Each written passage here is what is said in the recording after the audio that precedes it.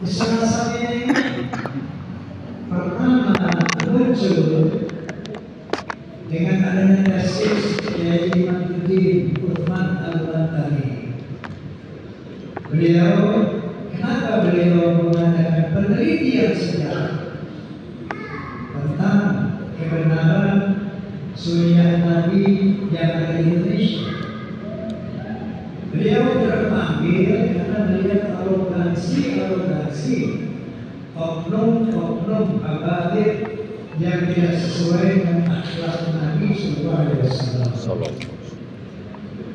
Misalnya saja yang marah kita dengar di media sosial bahwa seorang abid yang bodoh itu lebih mulia daripada 70 ulama yang ahli.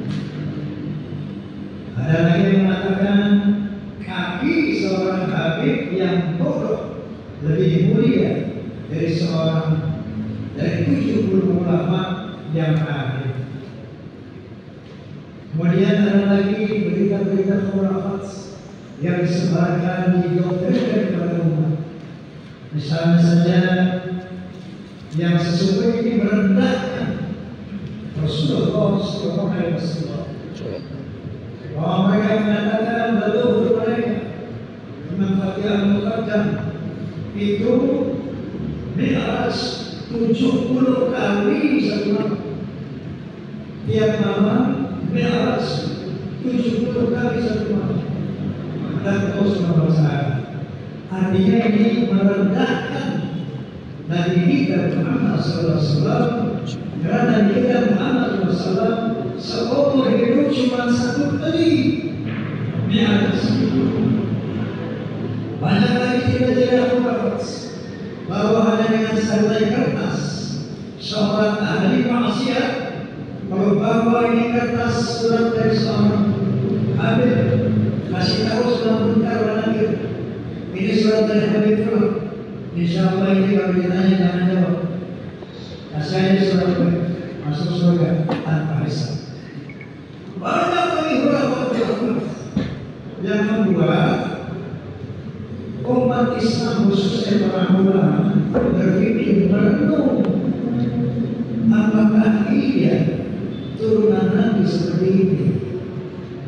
Maka muncullah penelitian yang dilakukan oleh Haji Imaduddin Uthman Al-Bantani membuat tesis lalu mengadakan penelitian. Beliau meninjau sejarah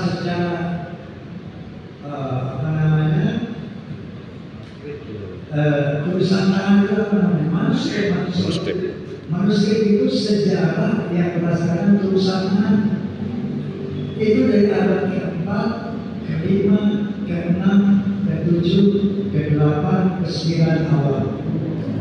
Apa yang dicari oleh beliau yang bernama Ubaidillah yang melahirkan Alawi yang kemudian menggambarkan Bani Alawi, turunan Alawi.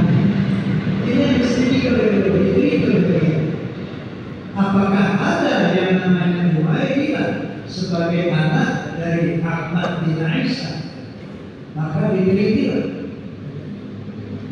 Abad ke-4 beliau cuma 3 anak bin Isa, yaitu Muhammad, Ali, dan Hussein. Abad ke-5 diteliti lagi, cuma 3 anak Ahmad bin Isa, Muhammad, Ali, dan Hussein.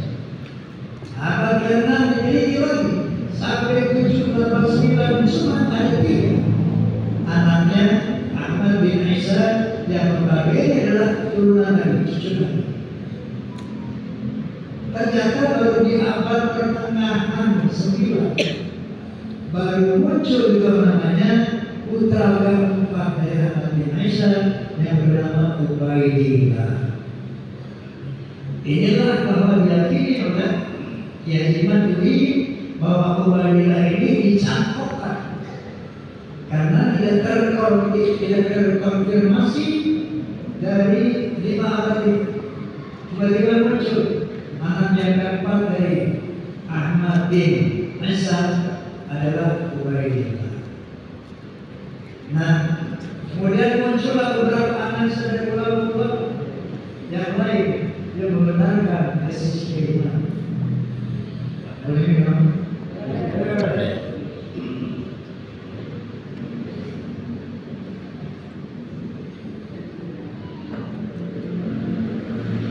Saya yang Muhyiddin Basra. Di sini ada Muhyiddin ya? Woi, ada yang Muhyiddin ya? Kalau ada, saya bantu lagi. Aneh jadi Muhyiddin dari kecil. Ya. Saya Muhyiddin dari masih muda oleh Muhyiddin. Sampai sekarang umur saya 35 tahun masih begitu.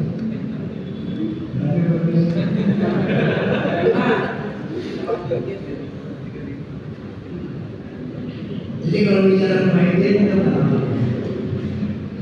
begitu saya dengan keyakinan pertama kali, saya sudah mendorong orang siapa sih? Datang-datang merungkat asal alami, mereka ada kali dalam ini, belum sedikit. Karena hari ini 500 tahun, tidak pernah ada yang merungkat di masa 500 tahun. Dari abad keempat, 5, 6, 9, 9, tidak ada yang berubah dari kita. Ini siapa orang yang berani kok berungkap membatalkan masa beragam sebagai tujuan tadi? Maka saya pun terpanggil untuk meneliti. Saya baca juga penelitian beliau. Ini juga. Kemudian saya baca lagi dari yang counter itu. Ternyata dari sana saya mulai sedikit meyakini kebenaran tesis peneliti. Saya baca counternya, katanya yang membuat itu ada di tempat asal. Dia bermimpi dalam mimpinya. Ubaidillah ini anaknya Ahmad bin Hasan. Ubaidillah ini cucu Nabi berdasarkan mimpi. Ini secara ujian akli ya. Ini kurang bisa dipercaya. Oke, maka saya menambah yang namanya siapa namanya? Guru. Tadinya guru ini di podcast saya bicara tentang kasus Vina yang viral itu. Ya, kalau kasus Vina kan. Tadinya ngomong itu, tiba-tiba nyeletuk saya palingan sama kiriman. Menurut ini guru itu nasab Alawi. Bagaimana menurut Anda? Ini saya pertama kali tanya orang di luar kayak gitu.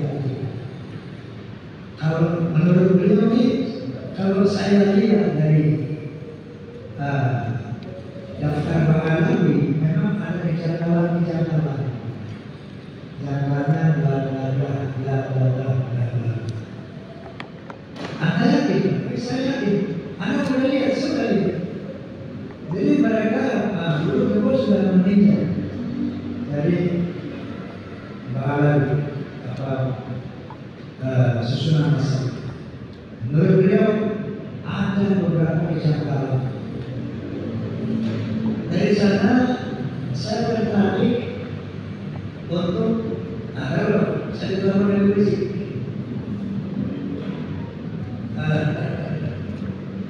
Ada satu ustaz menurut saya, ustaz sahabat saya, Pak Haji, Habib Haji minta tolong antum nih, kasih. Dia mau tolong antum nih, dia mau tolong ini Pak Haji. Ada bilang, emang saya begini mau tolong gue. Dan lama-lamanya dikecil tolong saya. Waalaikumsalam Haji, Waalaikumsalam Haji. Masya Allah, mereka anak-anak yang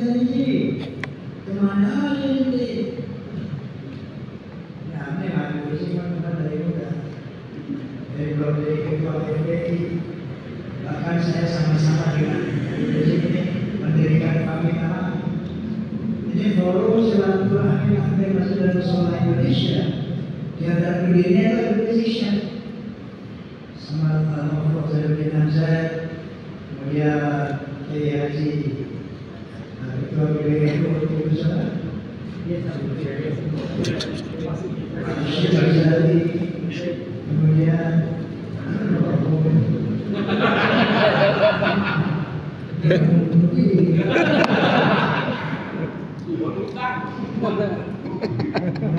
Syamsuddin,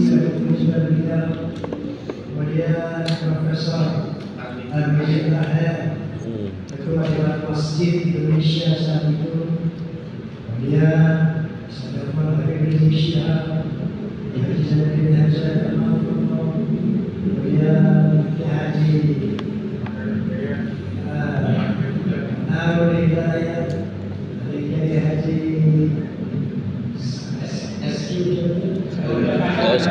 Iskandar SQ. Maka kita sudah dapat tentang bahayanya gerakan takfir.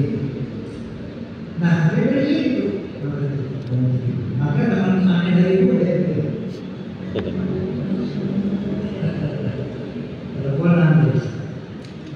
jadi ini hati-hati ini para ini semua cinta antum.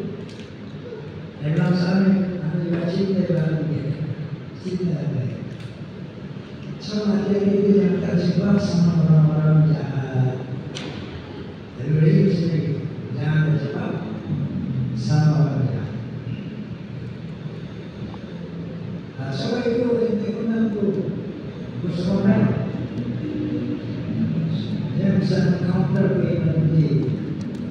Baik, sebelum ini tadi ada cara bersama besok ayo bersama seperti itu dan selanjutnya maka sampai podcast terakhir setelah dengan komen baru sebentar dia dimiliki. Setelah itu saya undang pimpinan Rasul Muhammad yaitu Habib Taufik Asghar. Sayangnya beliau bersurat kepada saya masyarakat. Kemudian saya undang ahli genetika Dr. Sugeng Sugiharto. Saya undang ahli biologi Profesor Menahem Ali. Saya undang ahli sejarah Profesor Antar Gombong. Beda berbeda.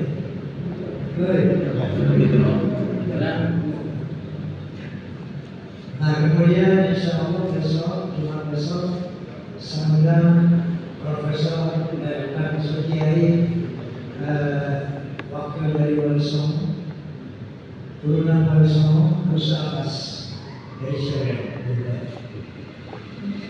Dan insya Allah saya akan undang Habib Rizik Syihab. Akan saya undang juga yang namanya Habib Lutfi. Kawan, untuk apa? Untuk berdiskusi melihat yang mana yang benar, yang mana yang salah. Siapa yang benar, siapa yang salah. Karena ini sudah masalah umat, masalah bangsa. Seandainya Anda semua telah mengikuti podcast Bisikan Roma, Bincang Asik dan Roma sampai yang kemarin, pasti sudah paham. Pasti Anda sudah paham bagaimana persoalan sebenarnya. Oke, jadi ketika ada masalah-masalah di kalangan umat Islam dan bangsa Indonesia ini harus katakan penting karena ada indikasi kaum Balawi ini mau menghegemoni, mau menjajah Republik Indonesia. Contohnya dengan membuat kuburan-kuburan palsu. Banyak sekali kuburan-kuburan palsu dengan nama Habib ini, Habib itu, Habib ini, Habib itu, hampir di seluruh Indonesia dan sebagian besar sudah dibongkar oleh umat Islam dan pemalsuan nama daripada para wali, pemalsuan nama yang sangat viral yaitu dari Sumo ini yang dikirim sebagai asal elektoral ini diteliti oleh para ahli sejarah. Ternyata ini adalah pemalsuan nama. Kemudian ada klaim bahwa pahlawan nasional di Ponorogo adalah Balawi, Imam Bonjol Balawi, Tengku Umar, Tengku Cidikiro, semuanya Balawi. Maka saya gunakan ahli sejarah Profesor Ahmad Mokro yang menyatakan dengan satu kalimat, wow, dibuktikan dengan sejarah-sejarah. Sampai detik bahwa Indonesia ini milik Talim. Buktinya dia banyak perkebunan wali-wali dari Talim. Inilah kepentingan membuat tujuan-tujuan palsu. Indonesia milik Talim. Innalillahi wa inna ilaihi raji'un. Jadi tidak sederhana itu semua. Ternyata itu persoalan berat besar. Makanya saya katakan,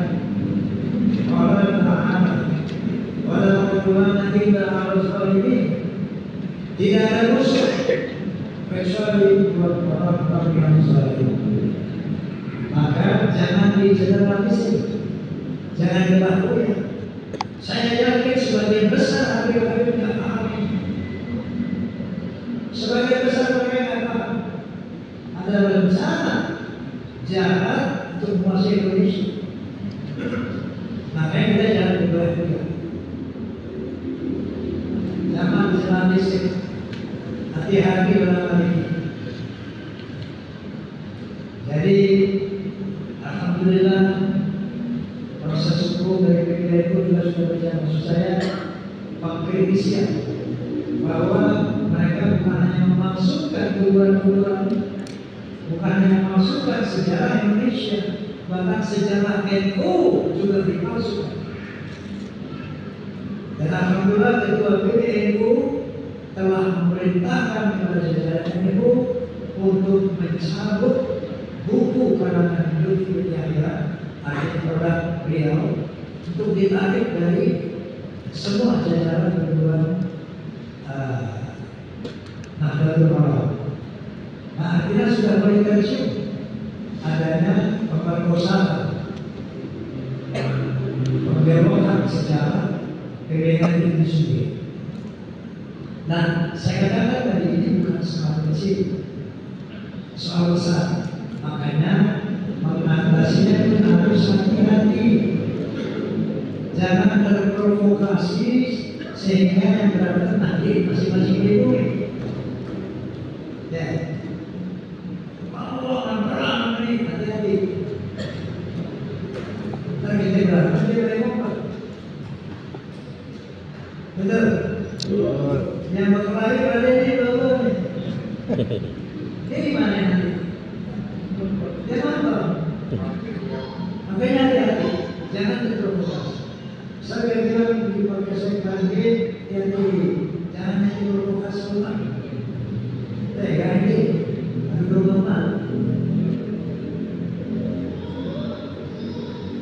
Jadi atasi ini ilmu, buat mu'azatul hasanah dengan ilmu, dengan data. Bukan dengan emosi dan sebagainya. Sebenarnya hati gampang. Gampang. Oke, kalau dari dasar sejarah masih bisa ditaati. Filologi itu artinya ilmu sejarah peradaban manusia. Menurut Profesor Naim Ali, ini orang Yaman ini asalnya itu dari Kroasia, bukan dari Arab. Dan kemudian secara genetika gampang kan? Ada dari SD itu memang menurut bahwa ketika antum melihat rambut Rasulullah SAW itu dulu sebagai Rasul. Nah ini ada rambut Nabi. Siapa yang ngaku turunan Nabi ya bisa enak. Yang mau ngaku rezeki sendiri. Ayo siapa yang ngaku tes DNA. Kelihatan yang benar yang salah. DNA Nabi kemana itu kemana? Dia sendiri. Tapi sekarang apa yang mereka bilang? SDN